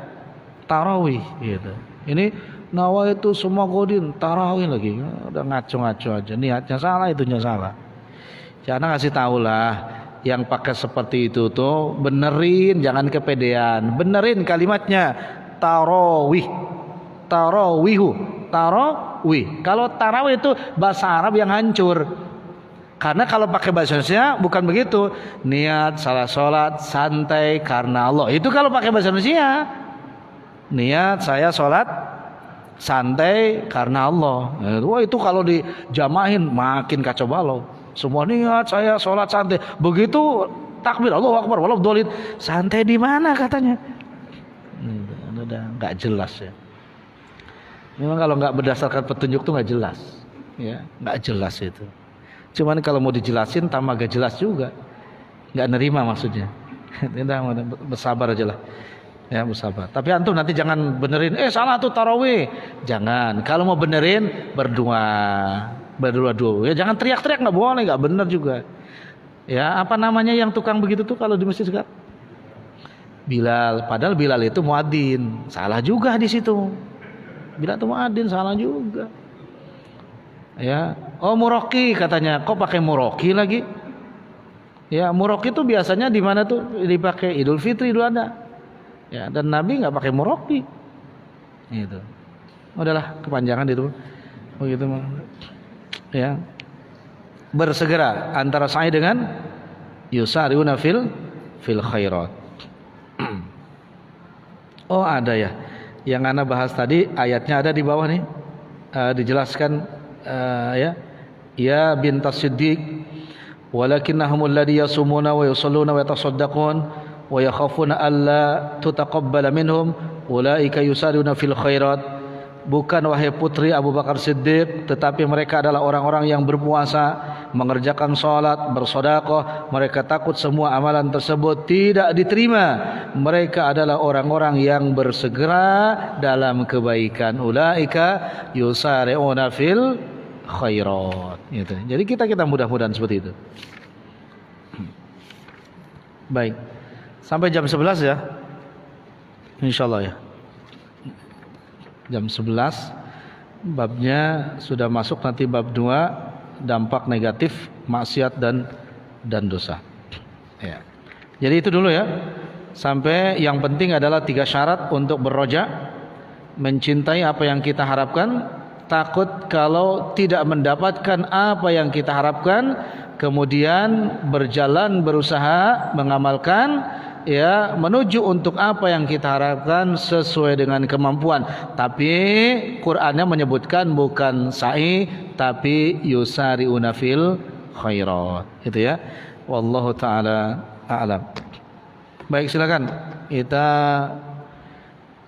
25 menit untuk bersoal jawab.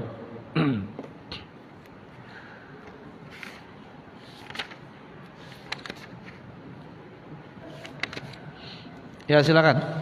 Ya.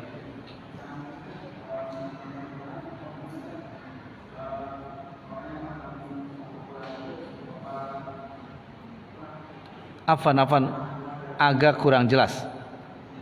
Boleh ke depan, boleh nggak apa-apa? Agak ke depan.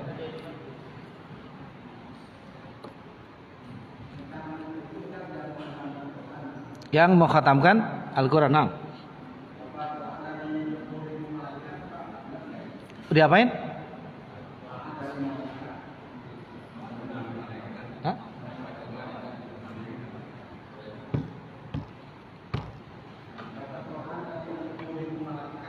Ya. Kalau hadis tentang itu Anda belum baca. Ya, hadis tentang itu Anda belum baca. Tetapi yang jelas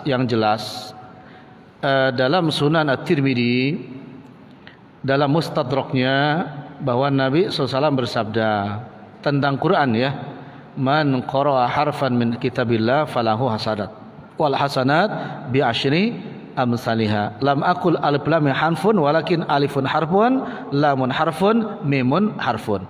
Barang siapa yang membaca Alkitab, Al-Quranul Karim ya, maka dari satu hurufnya Allah berikan satu kebaikan, dan dari satu kebaikan dilipat gandakan menjadi 10 kebaikan.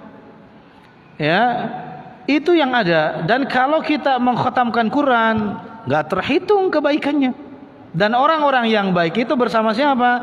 Bersama malaikat yang baik, yang disebutkan oleh Nabi SAW, al-mahir fil Quran makiramil bararah. Orang yang mahir berarti kan bisa menghatamkan lebih cepat Al-Quranul Karim, maka dia bersama malaikat rahmat.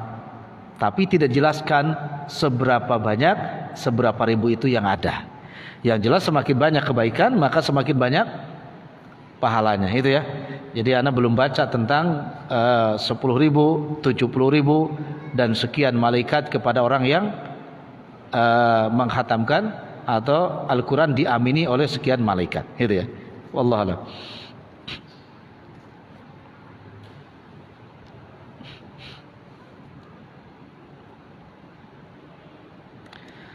Apakah dalam sholat tarawih ya atau sholat ya di 10 malam terakhir dikhususkan untuk membaca surah Al-Qadr? Ya, tidak ada dalilnya. Rakaat pertama Al-Qadr, kedua Al-Ikhlas, nggak ada dalilnya. Ya, nggak ada. Yang justru kalau lihat amalan para salafus saleh, 10 terakhir itu sholat tarawih ini harus lebih meningkat. Ya, dijelaskan oleh Imam Ibnu Qayyim dalam At-Tibyan itu. Maka kalau 10 pertama dan 10 kedua hanya 1 juz, maka 10 ketiga itu 2 juz. Ya, ini malah bacanya, mohon maaf, At-Takatsur Al-Qadr, Al-Asr Al-Qadr. Malah ini malah gimana ya, menurut tartibul surah dan tartil baca Quran, Al-Asr itu berapa ayat? Berapa ayat? Gak usah dihitung dulu, kan sudah hafal. Usah dihitung dulu. Ya, Al-Asr dengan Al-Qadar, banyakan mana? Nabi menyebutkan dalam sunnahnya, di dalam Zadul Ma'ad juga dijelaskan, yang salah satu yang disebut tartil sholat itu adalah termasuk jumlah surah. Paham nih? Yang termasuk tartil itu adalah urutan jumlah surah. Maksudnya gini, sebagai sunnah Nabi, rakaat pertama 10, maka rakaat kedua itu 5. Yang jelas di bawah 10. Ini malah yang pertama Al-Asr, yang pendek, yang kedua Al-Qadr, lebih banyak Al-Qadr. Ini menurut hadis dan sunnah gak tartil. Yang tartil itu disebut salah satunya adalah bukan cuma bacaannya, tetapi tartibus surah dan tartibul ayah, urutan surah dan urutan ayat. Maka antum makmum harus cerdas. Misalkan ana baca begini, Ya ayyuhalladzina amanu la tubtilu sadaqatikum bil manni wal adha. Itu ana baca di rakaat pertama. Kemudian ana baca lagi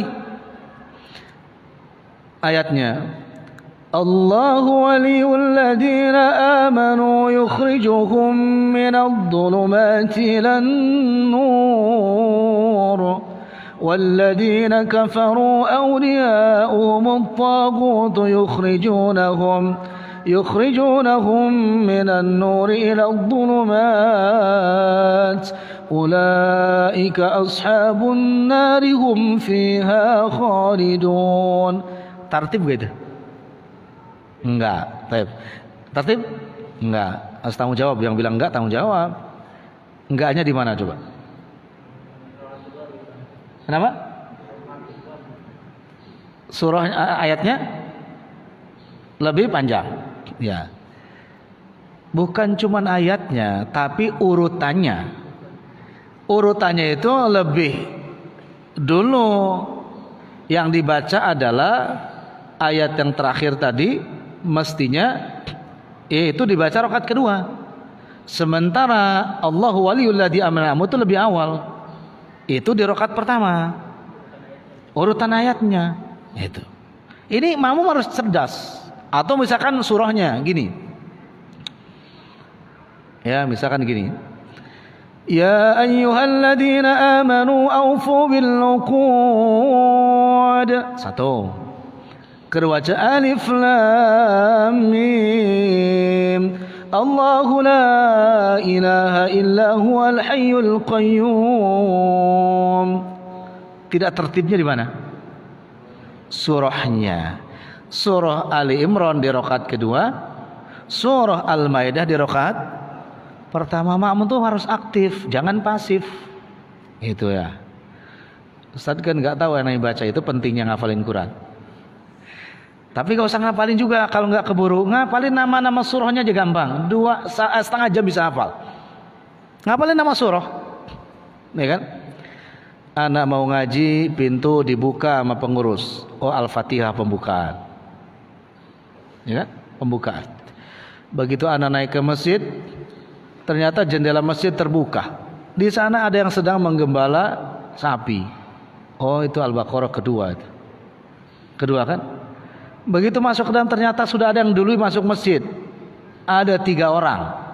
Bapaknya, anaknya, bahkan anak yang perempuan. Oh, ini keluarga. Oh, surah ketiga Ali Imran. Ya.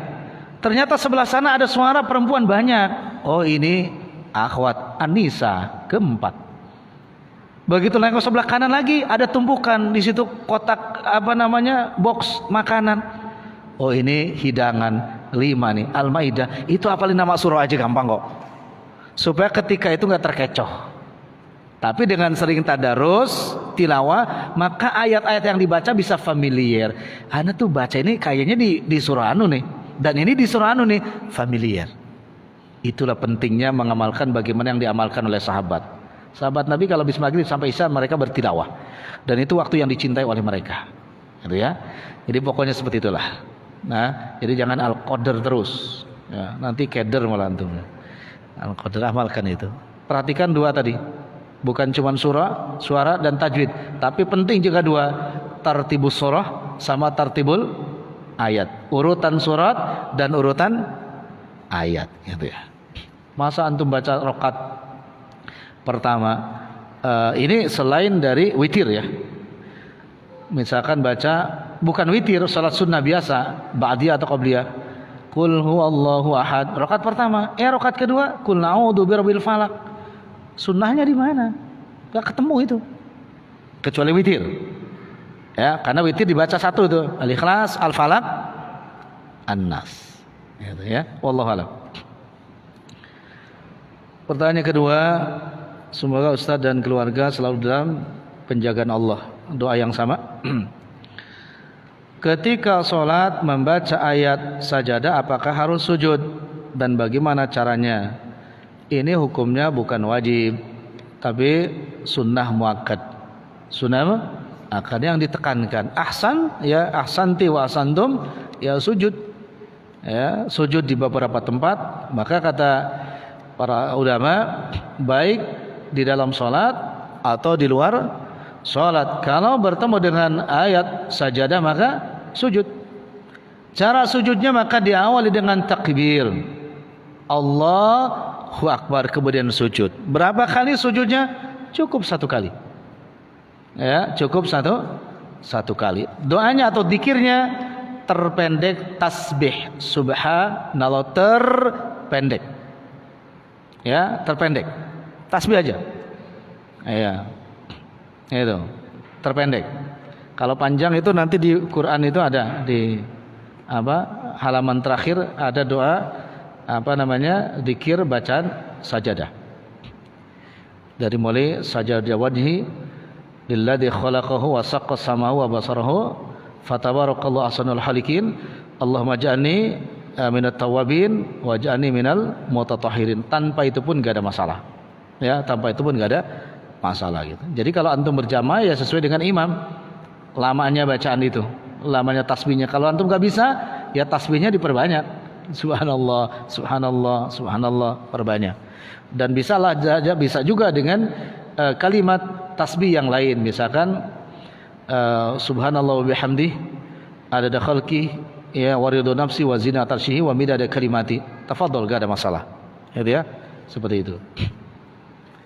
Biasanya kalau di kita di ana itu setiap Jumat itu ada imam yang membaca surah sajadah setiap Jumat ya, tetapi kalau melihat sunnahnya juga tidak setiap Jumat, artinya sewaktu-waktu aja. Kalau dalam 1 bulan 1 Jumat atau maksimal 2 subuh Jumat, jadi tidak 4-4-nya, tidak 4 subuh Jumat baca as-sajadah dengan al-insan, enggak ya, karena dalam hadisnya itu enggak seperti itu, enggak selalu Tapi kalimatnya ahyanan itu sewaktu-waktu. Waktu-waktu itu boleh jadi intensitasnya banyak atau intensitasnya sedikit. Karena Nabi dalam memimpin sholat jamaah itu adalah sesuai dengan kebutuhan makmumnya. Ya, bahkan tidak jarang Nabi mentakhfif, meringankan bacaan, meringankan ruku dan sujud. Gara-gara misalkan ada anak kecil yang menangis di jamaah di belakang, itu Nabi langsung ringankan bacaannya. Atau misalkan kalau sekarang antum lagi ngimam, tiba-tiba rame anak-anak berisik, maka takhfif, ya ringankan ngimam antum, gak ada faedahnya dipanjangkan. Karena suara yang berisik akan semakin memecah kehusuan kita, ringankan. Ini fikih berkaitan dengan apa? Imam sholat. Ya, pokoknya walaupun antum hafal betul Quran, kalau ada yang nangis berisik, ringankan. Sudahi. Ya, selesai akhir ayat takbirat, sudah ruku. Itu caranya. Atau misalkan ada mic yang bunyi lagi imam, ya bunyi gitu kan, jangan diterusin sholat. Ya, atau misalkan karena dekat berjalan menuju mic tersebut, matikan on off-nya, matikan. Dalam kondisi antum tetap sholat, boleh. Ya, tapi jangan ngomong dulu sama jamaah, saya matikan dulu ya, maaf ya, itu gak boleh, itu bercakap-cakap namanya. Ya, sudah antum matikan jalan tanpa berbicara, langsung ke saf lagi, lanjutin. Itu ya. Jangan sampai di akhirnya marah-marah, ini gimana pengurus mic-nya, antum gak ngerti fikih, matiin. Giliran HP aja di kantong gak dimatiin. Itu fikihnya antum harus banyak dalam mengimami sholat berjamaah. Wallahu a'lam. Masih ada waktu, silakan.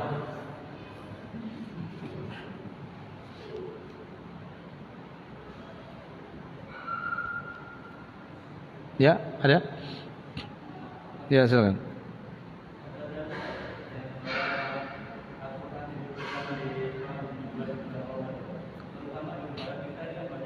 Ya. Itu khilaf para ulama, itu sudah masyhur kekhilafan tentang tafsir dari inna anzalnahu fi lailatul qadar. Ya, ditafsirkan di situ adalah 27 Ramadan. Berbarengan itu dengan apa? Nuzul turun Al-Quran. Ada yang mengatakan adalah Quran dari Lauhul Mahfuz ke langit dunia itu turun sekaligus. Dari langit dunia ke bumi turun beransur-ansur, itu hadisnya sahih.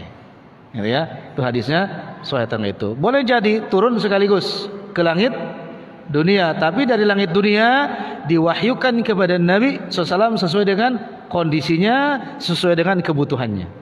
Contoh, ketika waktu itu di Mekah masih minum khamr, ya, kemudian mereka sholat dalam keadaan mabuk, gitu kan, maka turun ayat larangan seputar tidak boleh minum khamr. Tapi turunnya sekaligus, dan sepakat itu yang turun sekaligus adalah tanggal 27, ya, yang kita masyhur dengan hadis tentang Lailatul Qadar.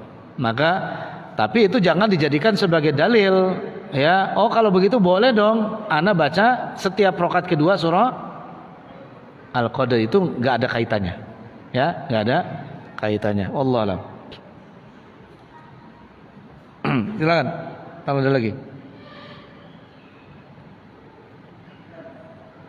Ya.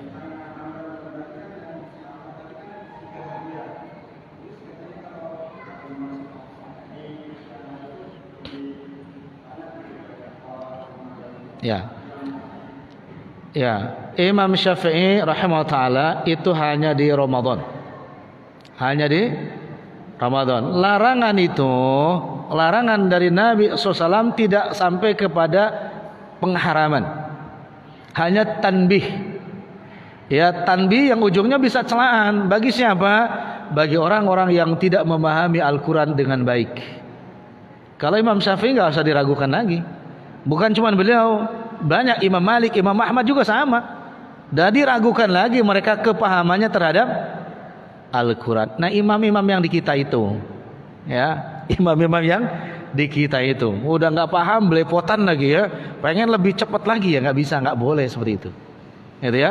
Dan itu ternyata mereka hanya melakukan di mana? Di bulan Ramadan, tidak di selain Ramadan. Paham nggak kita? Ya udah, nggak usah ditanya lagi karena kita nggak paham.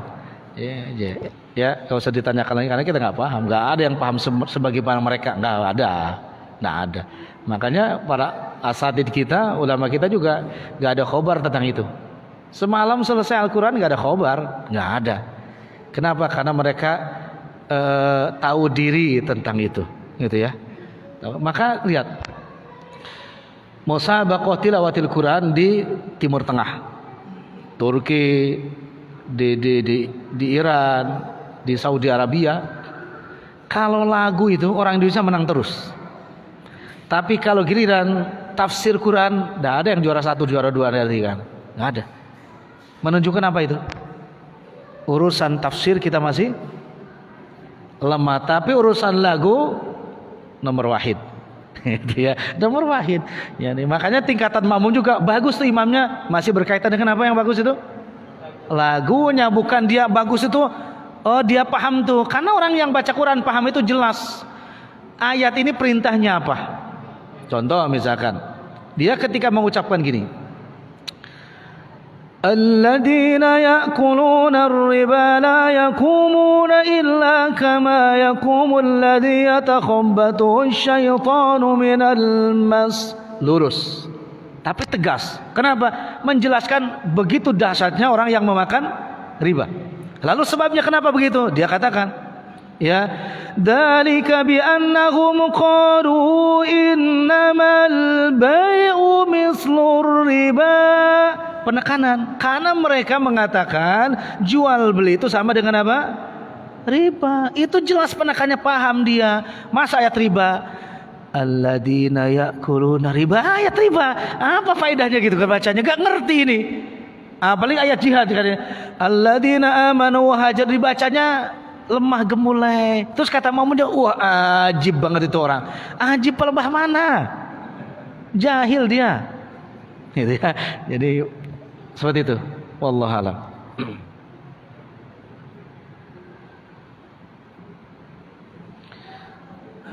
Baik.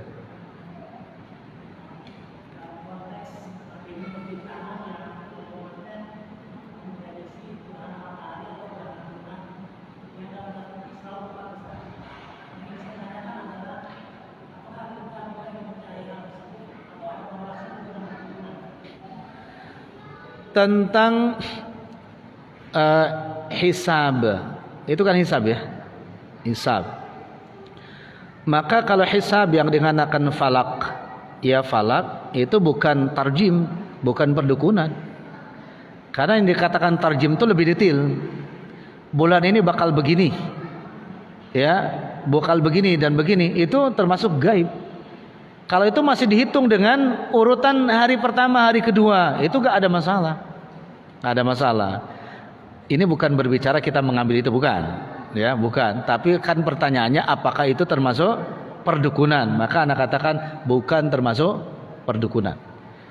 Ya, kalau perdukunan ya beda dengan apa itu? Zodiak. Ya kan sama kan zodiak. Itu menghayal ya, tahun kucing, tahun kelinci itu, tahun babi itu menghayal semua. Dari mana kita ada tahun-tahun anjing, tahun babi, kelinci? Maka yang tahun ini adalah tahun kelinci, maka rezekinya gini, itu hal yang gaib yang la ya'lamuha illallah. Adapun hisab enggak, hisab itu kan hitungan. Hisab dengan hisab beda. Kalau hisab itu ngerokok, yang banyak ahli hisab ngerokok. Kalau hisab itu hitungan, ahlul hisab yang menghitung. Jadi enggak termasuk dia dukun ya, atau perdukunan, tidak. Beda dengan tarjim. Itu. Wallahu a'lam. Ya.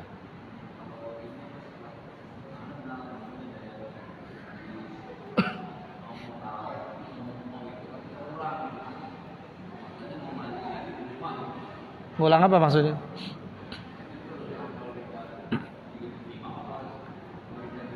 Hadis Nabi SAW tentang orang yang sholat tarawih akan mendapatkan pahala sholat semalam suntuk adalah mereka yang ikut witir bersama imam. Bukan witirnya di mana? Di rumah, witir bersama imam. Adapun mau ziyadah, ada tambahan sunnah, tafadhol.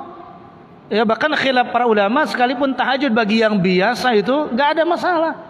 bagi yang terbiasa. Jangan di bulan lain nggak pernah tahajud, giliran Ramadan, anak pengen tahajud gitu. Bukan begitu. Yang terbiasa.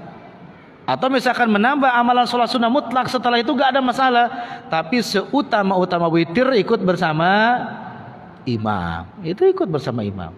Maka harus ditanyakan dia berdalilnya dari mana. Kalau biar utama, kalimat utama itu harus berdasarkan dalil. Siapa yang bilang utama, gitu ya? Yang bilang utama itu harus Nabi Shallallahu Alaihi Wasallam. Itu memang masih ada yang begitu. Akhirnya pulang gitu kan? Saya mau sholat nambah di rumah, nambah boleh, tapi witir itu bersama imam. Sehingga antum ditulis sebagaimana orang yang sholat semalam seuntuk. Kan luar biasa itu kan? Ya, jangankan semalam seuntuk, 1 jam aja sudah belepotan gitu.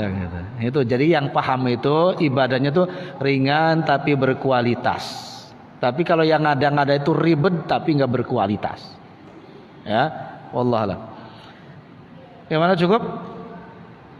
Taib ya, cukupkan dulu. Semoga Allah berkahi antum semua, dimudahkan berbagai urusannya oleh Allah Azza wa Jal, dan kelak kita ditempatkan di jannahnya Allah Subhanahu wa taala. Wallahu taala a'lam bissawab. Subhanakallah bihamdik, asyhadu an la ilaha illa anta, astaghfiruka wa atubu ilaik. Wassalamualaikum warahmatullahi wabarakatuh.